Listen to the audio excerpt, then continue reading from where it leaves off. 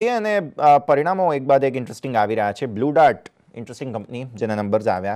Overall numbers જે છે તે સીમિત દાયરામાં છે. આવક સરસ વધી છે, પણ માર્જિન્સને અસર પહોંચી છે. અને આમ જો તમે અધર ઇન્કમ જુઓ તો એના કારણે નફો વધ્યો છે. તો બધું સમજીએ આપણે થોડું વધારે ઇનડેપ્થ. બ્लू डार्ट ना सीएफओ अनिल गंभीर अपनी साथ जुड़ा रहा है. अनिल जी, बहुत बहुत स्वागत है आपका सीएनबीसी बाजार पर. और ऑलमोस्ट गुड आफ्टरनून मैं कहना चाहूँगा, अभी गुड मॉर्निंग है तो ये बात तो है, लेकिन नंबर्स ओवरऑल हम देखते हैं सर. सबसे पहली नज़र तो जो है वो मार्जिन्स पर ही हो रही है. Input cost pressure across the globe हम कह सकते हैं कि सब जगह पर इन्फ्लेशन का थोड़ा सा असर है, लेकिन आप किस तरह से देख रहे हैं इस सिचुएशन को? और दूसरा मैं ये समझना चाहूँगा, मार्जिन्स को इसके अलावा और कोई कंपोनेंट है जिन्होंने असर किया हो हमारे मार्जिन्स पर? सबसे पहले तो आपके सभी दर्शकों को नमस्कार, आपको भी नमस्कार। जहां तक आप मार्जिन की जो बात कर रहे हैं, आई थिंक अगर ओवरऑल लेवल पे देखेंगे profit before tax and after tax, there is a good improvement in margin. In fact post tax 30% improvement है मार्जिन का. हाँ, आप जब कंसोल लेवल पे देखते हैं तो उसमें थोड़ा टेक्निकल रीजन है, जो कि जिसके कारण कि आपको कंसोल में मार्जिन एबिटा लेवल पे कम दिख रहा है. बिकॉज हमने जो लास्ट टाइम एक्सरसाइज करी थी उसमें इंटरेस्ट एंड डेप्रिसिएशन का थोड़ा सा चेंजेस है, उसके कारण कंसोल में आपको कम दिख रहा है एबिटा लेवल पे. बट अगर आप कंपेयर करेंगे अपने इसमें स्टैंड अलोन में भी, तो आपको 30% के करीब मार्जिन आपको बेटर दिखेगा इस क्वार्टर के लिए.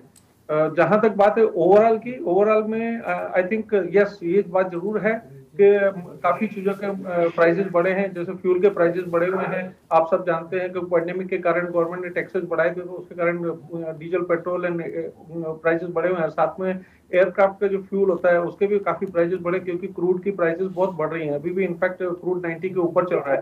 तो उसके चलते हुए थोड़ा सा हमारे पास इम्पैक्ट आता है, बट वो हमारा इम्पैक्ट पास ऑन होता है through fuel mechanism to our customers. जहाँ की फ्यूल जैसे वोलेटाइल होता है, उसका जो फ्लक्चुएशन है वो हम कस्टमर को पास ऑन करते हैं, जो हमारा मैकेनिज्म काफी टाइम से स्टेबल है.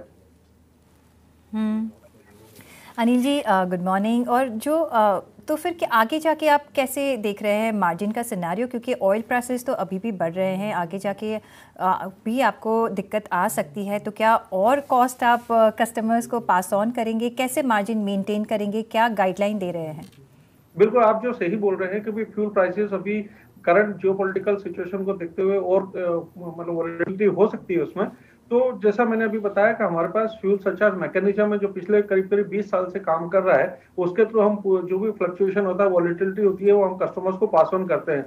तो आगे भी ये कंटिन्यू रहेगा. जहां तक फ्यूल की बात है, एटीएफ की बात है, वो तो कंटिन्यू पास ऑन रहेगा. जिस तरह का भी बिहेवियर क्रूड का रहेगा. बट जहां तक बात है मार्जिन की, तो मार्जिन में जैसा कि हम पिछले करीब साल डेढ़ साल से हमारे cost efficiency measures and digitalisation के थ्रू एफिशिएंसी लाने का जो प्रयास कर रहे हैं, वो आई थिंक हमारा कंटिन्यू रहेगा. और आगे हमको मार्जिन सेम लेवल पे या इससे बेटर करने के में सुविधा मिलेगी, जैसा मेरा मानना है. क्योंकि हमारा कॉस्ट एफिशिएंसी प्रोग्राम काफी अच्छे से चल रहा है और सस्टेनेबल है.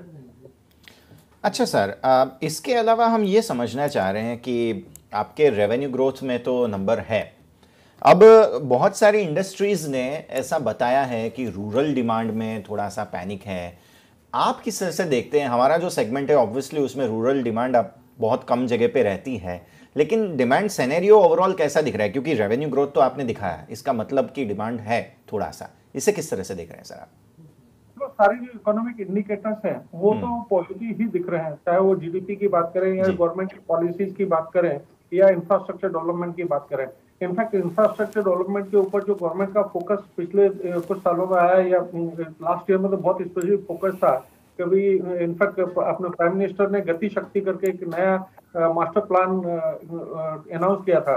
आई थिंक ये बजट में गति शक्ति को इम्प्लीमेंटेशन करने के लिए काफी कुछ आ सकता है, जिसके कारण की और इंफ्रास्ट्रक्चर डेवलपमेंट में मूवमेंट मिलेगा.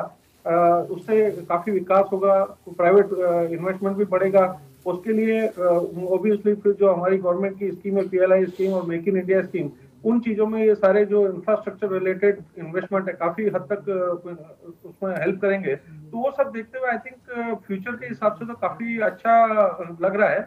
बट इससे ये सिनेरियो उसमें लगता है कि जो बार बार पेंडेमिक आ रहा है, मतलब जैसे वेव 3 अभी हमने देखा चल रही है, तो उसके कारण थोड़ा सा व्यवधान टेम्पररी आता है, बट आई थिंक ये अभी एक नया नॉर्मल है जिसको हमको अपने साथ लेके चलना पड़ेगा और इसी को अपने प्लान में मतलब समाहित करते हुए आगे हमारे प्लान बनाने पड़ेंगे जो कि एक सस्टेनेबल ग्रोथ हमको बताए। हम्म। अली जी, दूसरा जो हमने रिजल्ट्स में देखा कि आपका जो प्रॉफिट है उसमें अदर इनकम ने काफ़ी कंट्रीब्यूट किया है, और अदर इनकम देखें तो काफ़ी उसमें भी नियरली ट्रिपल साइज़ का हमने अप मूव देखा है। क्या कंपोनेंट है अदर इनकम के? तो पहले जैसे कि हमने एक फाइनेंशियल रीस्ट्रक्चरिंग किया है या री इंजीनियरिंग किया है, उसके चलते जो हमारा जो बोरोइंग का प्रोग्राम था उसको काफी बदलाव आया उसमें।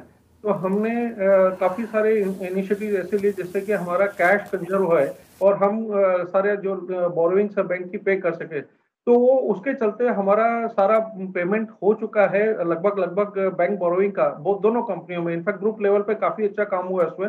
उसके चलते हमारे पास सरप्लस जो कैश है, हम उस सरप्लस कैश को ओवरनाइट लिक्विड फंड में डिप्लॉय करते हैं, वो एक हमारे पास है। प्लस दूसरा, हमने अगर स्टैंडर्ड लेवल पे अगर देखोगे तो उसमें हमारे पास जो हमने सब्सिडरी कंपनीज को जो लोन एक्सटेंड किया है उसका इंटरेस्ट पोर्शन भी उसमें आता है। तो ये दोनों चीजों अगर आप देखेंगे तो कैश सरप्लस होने के कारण हमारी अदर इनकम बढ़ी है।